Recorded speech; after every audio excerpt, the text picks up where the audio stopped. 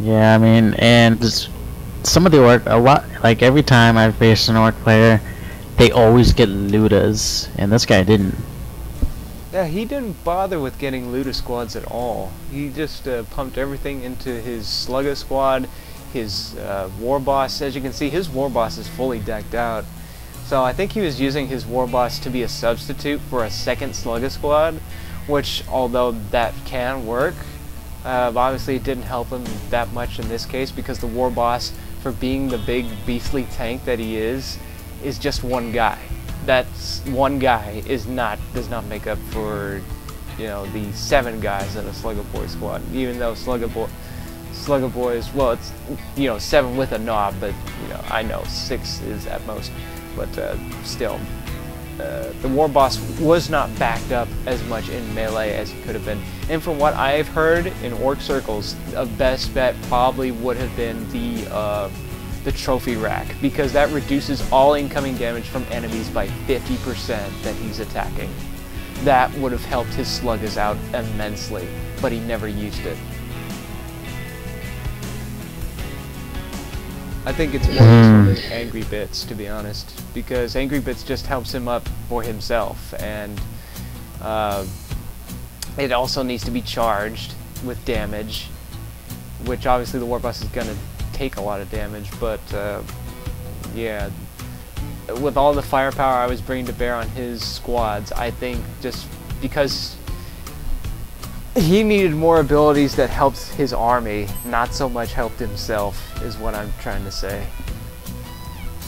Because the orc army is so weak, he, as the commander, he needs to be able to provide bonuses that help the rest of the squad. Just like with my apothecary, my main job is to heal my infantry and to keep them going.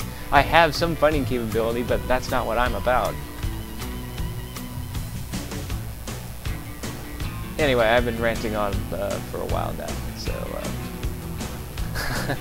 I think Orange is kind of like just listening and just like saying,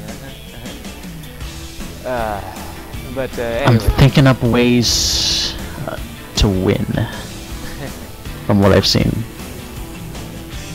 Well, I think just it's like you can see all the strategies, but like I said, it also comes down to being able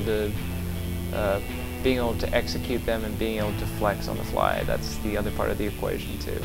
I mean, like you said, you feel you're not fast enough, that you aren't able to keep up. Well, I think the only way to mitigate that would be practice. I mean, it's just like you could learn and see all the strategies with Scout or Pyro or whatever TF2 class, but you're not going to get better at it just looking at it that way.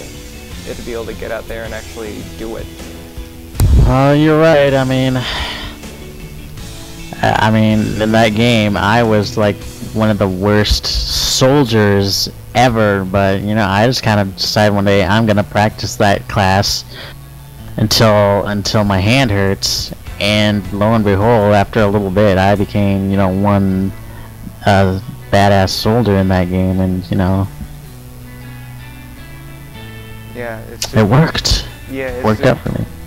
Yeah, it's like I actually convinced Eclipse to play a little skirmish versus the AI today, and it was, you know, it was pretty good. It was nice and casual for, you know, it was nice being able to play the game without sweating for a change, to be honest. But anyway, this has been HellFox for another Combat Journal, signing out.